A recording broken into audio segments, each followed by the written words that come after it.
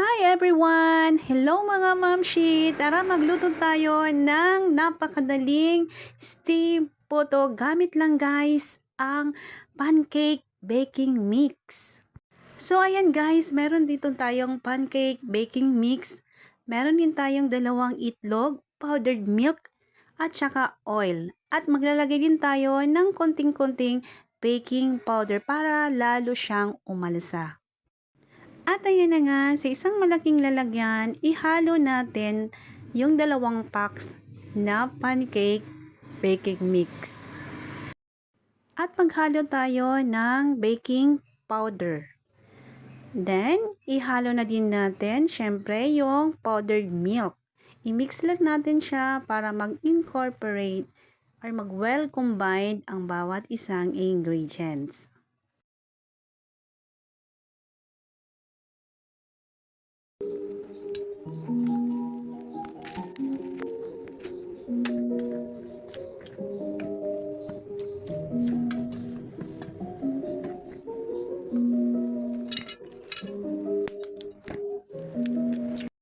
At syempre, ihalo na din natin ang dalawang itlog. And then, huwag kakalimutan maglagay ng 1/2 cup na oil.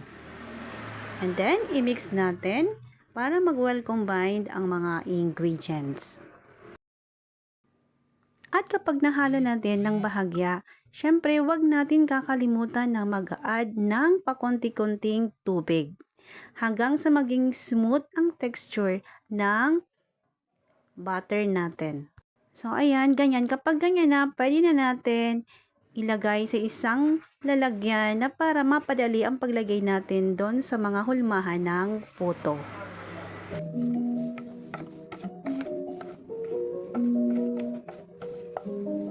Ilagay na natin yung mga hulmahan ng puto sa steamer. So, habang ako pala po ay gumagawa ng ating mixture, ako ay nagpapakulo na pala ng tubig para kapag nilagay na natin yung ating nagawang butter mixture ay mas okay ang resulta ng ating puto.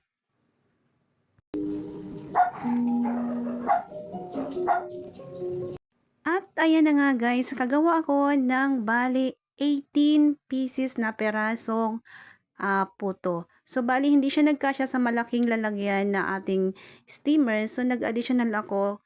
Nag-separate na lang ako doon sa maliit na steamer. Steam lang natin to guys ng 15 to 20 minutes. And then after that, okay na, i-check natin kung okay na siya. And ito na nga guys, after 20 minutes, lutong-luto na ang ating steam puto. And wala kayong makikitang cheese guys na inilagay ko kasi wala po akong available na cheese. Pero anyway, kahit wala pong cheese ay napakasarap na po ng lasa nitong ating steam puto. So try nyo na guys, gumawa, napakadali lang. Kahit hindi kayo marunong mag-bake, ito ay napaka mabilis at napakadaling-dali lang gawin. Okay guys, thank you for watching. See you next time. Bye! Thank you so much!